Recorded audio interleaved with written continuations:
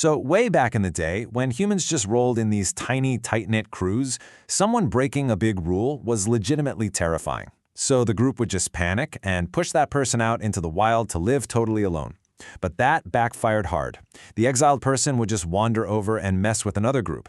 So leaders tried stuffing people into deep, dark dungeons, which didn't fix anything at all. That sparked this totally radical new idea: building special houses meant to actually change a person's heart, just by taking away their time. Those early setups were pretty wild. Guards demanded absolute pin-drop silence. The folks in charge genuinely believed that forced quiet time would magically breed good thoughts. But total silence just breaks people. It's exactly like sticking a healthy green plant into a pitch-black closet and just waiting for it to bloom. The human brain completely craves connection. That heavy, endless quiet just made people deeply sad and ended up being so dangerous for their minds. So they flipped the whole plan. They decided to let them work together during the day. Suddenly, you've got people carving wood, making shoes, just keeping their hands crazy busy. Hard, heavy labor became the main goal, with this hope that maybe learning a trade would help them out later on. But man, the physical toll of all that heavy lifting was often just way too brutal to handle. Which brings us to the giant, intense fortresses sitting out there today. You know the places. Massive concrete blocks, incredibly tall fences wrapped in all that sharp wire. You've got uniformed guards with buzzing radios watching every door, making sure nobody leaves. It's this massive operation, built strictly to keep order, above literally everything else. Inside, the whole world runs on this completely unyielding clock. A blaring bell violently wakes everyone up. Breakfast hits at the exact same minute every day. You're living in this tight little cell with just the bare basics. And there's this awful, heavy finality when the guard shuts that metal door and it locks with a massive click. You can't open it. You just wait. Losing your freedom is such a heavy concept to really wrap your head around. Every tiny choice you usually make, just gone. You can't raid the fridge at midnight or take a walk to clear your head. But the absolute deepest pain is the distance.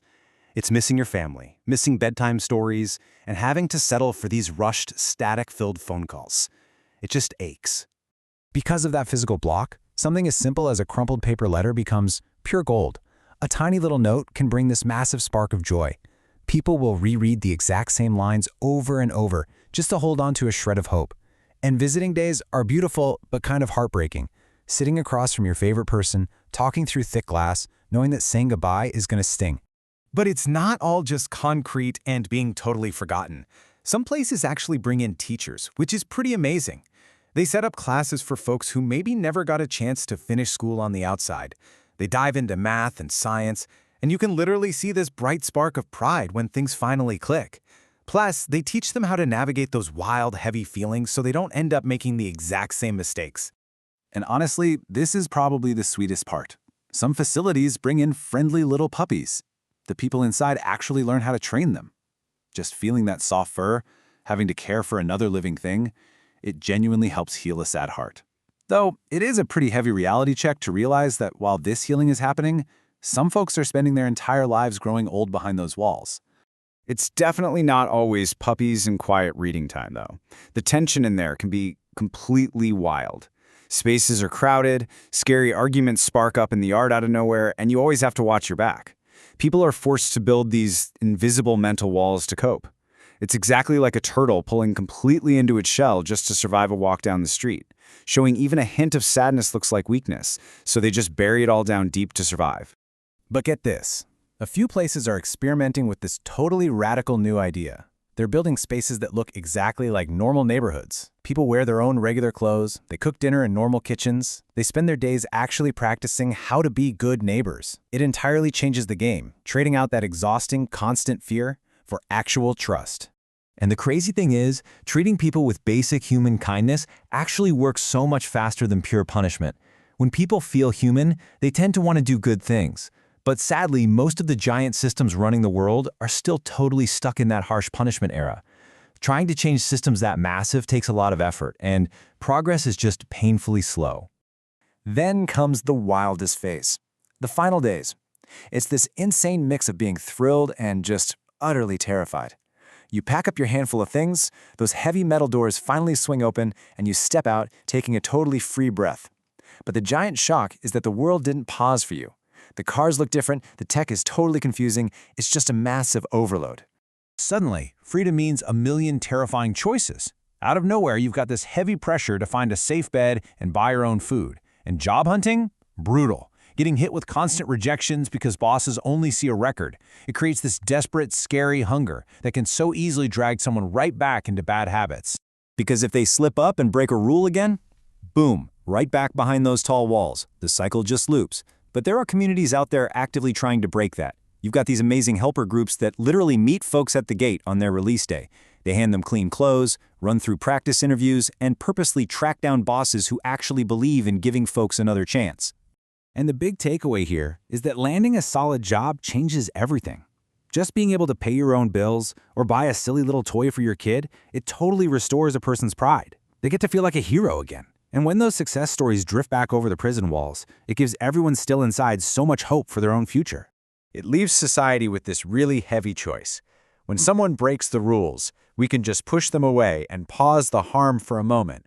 Or we can do the incredibly hard, messy work of actually welcoming them back and practicing deep forgiveness.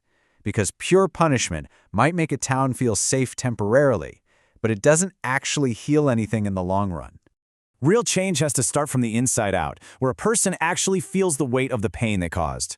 We dump so much money into building these concrete walls to catch the problem after it happens, but investing that into good schools instead?